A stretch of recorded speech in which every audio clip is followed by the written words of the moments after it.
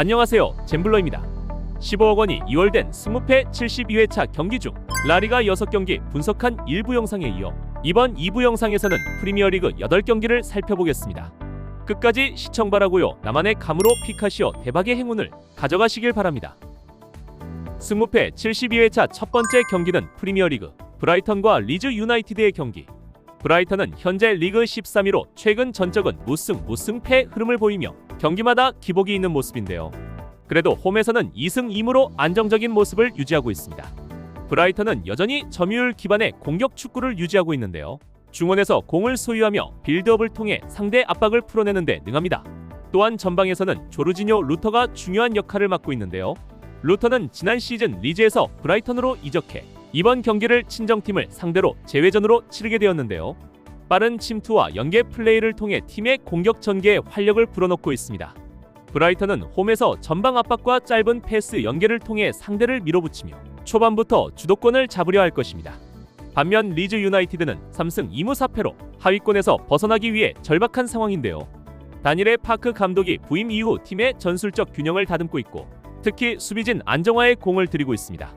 리즈는 원정에서 1승 3패로 고전 중이지만 빠른 전환과 세트피스를 통해 상대 수비의 간격을 노릴 가능성이 큽니다. 두 팀의 맞대결 전적을 보면 20-23년에 4번 만나 1승 3무로 브라이턴이 홈에서 1대0 승리를 한번 가져왔을 정도입니다. 이번 경기에서도 브라이턴이 점유율을 유지하며 경기를 이끌겠지만 리즈의 빠른 역습은 언제든 위협이 될 수 있겠는데요. 특히 브라이턴의 라인이 높게 형성될 경우 리즈는 보글과 윙어들의 속도를 활용해 역습 찬스를 만들 가능성이 높습니다. 저의 예상 스코어는 2대1 또는 1대1로 브라이턴의 홈승과 함께 무승부 경기까지 함께 예상해보겠습니다. 두 번째 경기는 크리스털 팰리스와 브렌트퍼드의 경기. 승점이 같은 10위와 11위 팀 간의 맞대결인데요. 홈팀 크리스털 팰리스는 초반 상승세를 지키지 못하고 최근 연패를 당하며 부진에 빠졌는데요. 다행히 잉글랜드컵에서 강호 리버풀을 3대0으로 꺾으며 다시 분위기 반등에 성공하는 모습입니다. 반면 원정팀 브렌트퍼드는 현재 11위로 팰리스보다 승점 1점 뒤져 있는데요. 공격과 수비의 밸런스가 나쁘지 않지만 원정에서는 1승 3패로 다소 불안한 모습입니다. 하지만 최근 웨스트햄과 리버풀을 꺾으며 상승세를 유지 중인데요. 두 팀의 맞대결 기록을 보면 최근 4경기에서 브렌트퍼드가 2승 1무 1패로 근소하게 앞서 있습니다. 최근 두 번의 맞대결에서는 모두 브렌트퍼드가 한 점차 승리를 가져왔습니다. 팰리스가 점유율에서는 우세하더라도 브렌트퍼드는 압박을 통한 빠른 역습으로 실질적인 찬스를 더 만들어온 팀입니다. 이번 경기의 양상은 팰리스가 홈에서 주도권을 잡고 경기를 컨트롤하겠지만 브렌트퍼드의 역습 한 방이 경기의 균형을 흔들 가능성이 커 보입니다.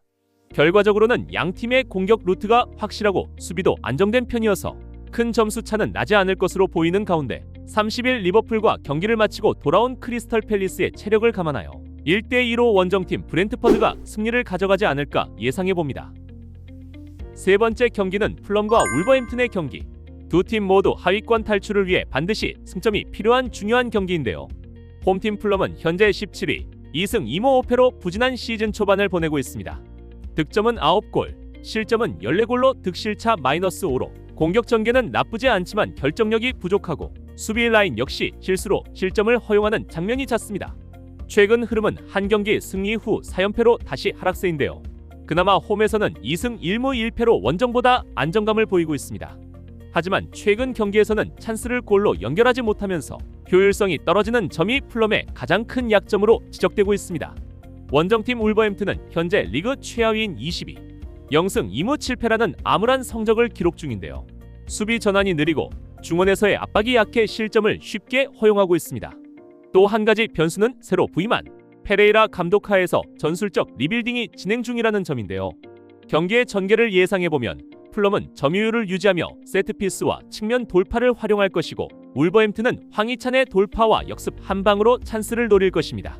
다만 울버햄튼의 수비가 워낙 불안정하기 때문에 풀럼이 초반부터 경기 주도권을 잡을 가능성이 높아 보입니다. 종합적으로 보면 두 팀 모두 수비 불안이 크지만 공격 효율성 면에서는 풀럼이 조금 더 앞설 것으로 예상되는 바 결과는 2대1의 홈팀 풀럼의 승리를 예상해보겠습니다. 네 번째 경기는 노팅엄 포레스트와 맨체스터 유나이티드의 경기. 홈팀 노팅엄 포레스트는 현재 18위로 강등권에 머물고 있는데요. 개막전 이후 승리가 없으며 최근 5경기에서 단 한 번의 무승부만 기록했습니다. 홈에서는 1승 0무 3패로 성적이 좋지 않은데요.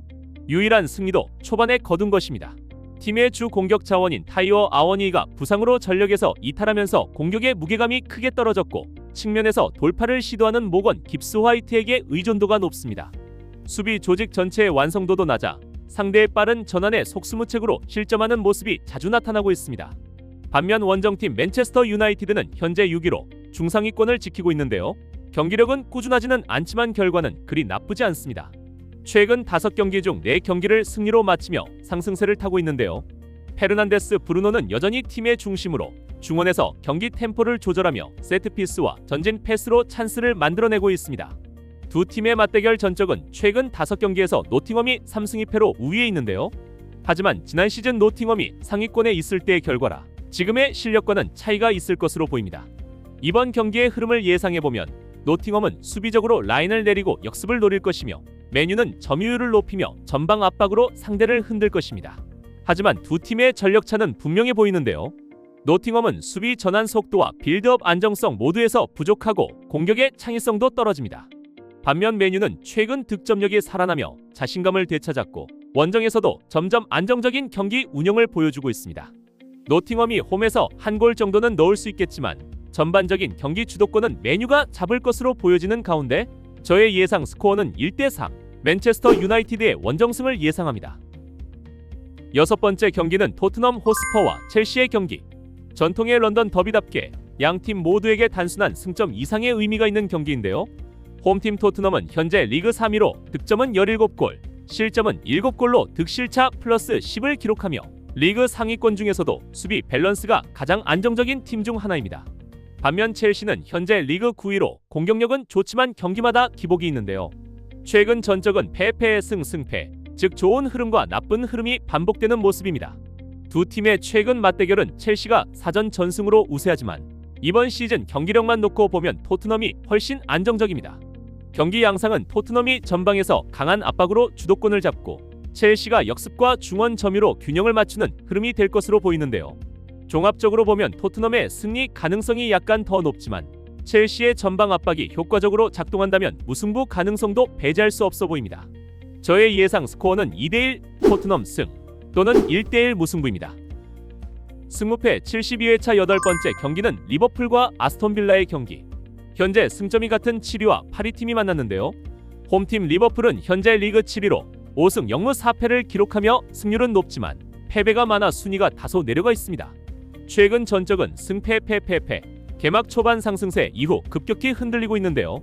하지만 원정 경기보다 홈에서 경기력이 안정적이라는 점이 이번 경기의 변수입니다. 리버풀의 공격의 중심은 여전히 모하메드 살라인데요. 이번 시즌에도 리그 득점 상위권에 올라 있으며 최근 경기에서도 꾸준히 공격 포인트를 기록하고 있습니다. 원정팀 아스톤 빌라는 현재 8위로 수비 안정감이 좋아졌지만 공격 효율은 다소 떨어진 편입니다. 최근 전적은 무승 승, 즉 4연승 중이라 흐름이 매우 좋습니다. 에메리 감독의 전술 완성도가 높아지고 있고 강팀을 상대로도 물러서지 않는 공격적인 경기 운영이 특징입니다. 빌라의 공격에서는 올리 와킨스가 핵심인데요. 최근 경기에서도 꾸준히 득점을 기록하며 팀 내 최다 득점자로 활약 중입니다. 두 팀의 최근 맞대결 전적은 4전 2승 2무로 리버풀이 우세인데요. 특히 안필드에서는 리버풀이 여전히 강세를 보이고 있습니다. 경기 양상은 리버풀이 점유율을 높게 가져가며 공격적으로 나서겠지만 아스톤 빌라의 역습이 날카롭게 대응할 가능성이 큽니다. 종합적으로 보면 리버풀은 홈에서 강하지만 최근 수비 불안이 뚜렷하고 빌라는 전술적 완성도가 높아졌습니다. 따라서 한쪽으로 치우치기보다는 공방전 양상이 유력한데요.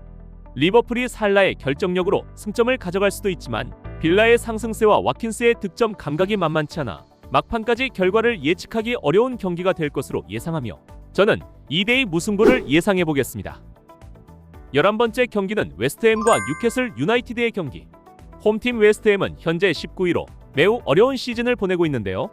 득점은 7골, 실점은 20골로 득실차 마이너스 13으로 리그에서 최다 실점을 기록하고 있습니다.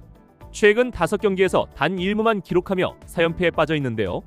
홈에서도 0승 0무 4패로 단 한 번도 승리를 거두지 못했고 경기 초반부터 수비 실수로 실점하는 장면이 반복되고 있습니다. 원정팀 뉴캐슬 유나이티드는 현재 12위로 안정적인 수비를 기반으로 실점을 최소화하는 팀인데요. 두 팀의 최근 맞대결 기록을 보면 뉴캐슬이 4전 2승 1무 1패로 우위를 점하고 있습니다. 웨스트햄은 수비 불안이 여전하고 뉴캐슬은 강한 압박과 조직력으로 중원 싸움에서 우위를 점할 가능성이 높은데요. 결국 이번 경기는 웨스트햄의 수비가 얼마나 버틸 수 있느냐가 관건으로 보입니다.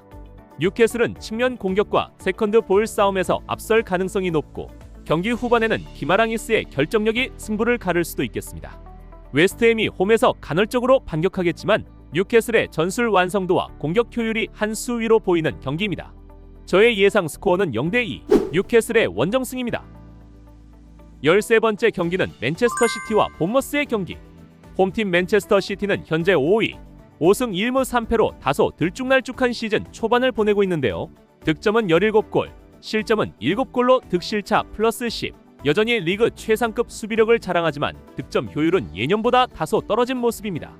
최근 4경기에서 3번의 승리를 거두며 흐름을 회복했지만 직전 경기에서 패하며 상승세가 잠시 끊겼습니다. 펩 과르디올라 감독은 이번 시즌에도 점유율 축구를 기반으로 하지만 중원에서의 구조를 조금 바꿨습니다. 맨시티의 핵심은 여전히 홀란드와 필포든인데요.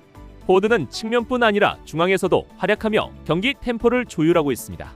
전방에서는 엘링 홀란드가 리그 득점 선두 경쟁을 이어가고 있는데요. 하지만 이번 경기의 홀란드는 타박상으로 지난 경기에 이어 이번 경기에도 결장할 것으로 보여 맨시티의 막강 공격력에 다소 지장이 있을 것으로 보입니다. 반면 원정팀 본머스는 현재 리그 2위로 최근 5경기에서 패배가 없으며 꾸준한 승점 확보로 분위기가 좋은데요. 본머스의 강점은 탄탄한 수비 블록과 빠른 역습입니다. 두 팀의 최근 맞대결 전적을 보면 맨시티가 오전 4승 1패로 우위를 점하고 있는데요.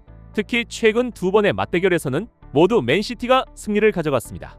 하지만 그 당시에는 맨시티가 본머스보다 몇 단계 높은 순위를 유지하고 있었고 홀란드와 실바가 최고 평점을 기록했던 경기였다면 이번 경기에서는 그 활약을 기대하긴 어려워 보입니다. 두 팀이 그래도 공격력은 상위 팀들인 만큼 승부가 갈릴 가능성은 높아 보이는 가운데 저는 맨시티의 3대1 홈승과 함께 1대2의 본머스 원정승까지 함께 기대해 보겠습니다. 이상 15억이 2월된 승무패 72회차 프리미어리그 8경기를 살펴보았는데요. 일부 영상의 라리가 경기를 보시고 대박의 행운을 가져가시길 바랍니다. 다시 한번 구독과 좋아요 부탁드리고요. 끝까지 시청해주셔서 감사합니다. 잼블러였습니다.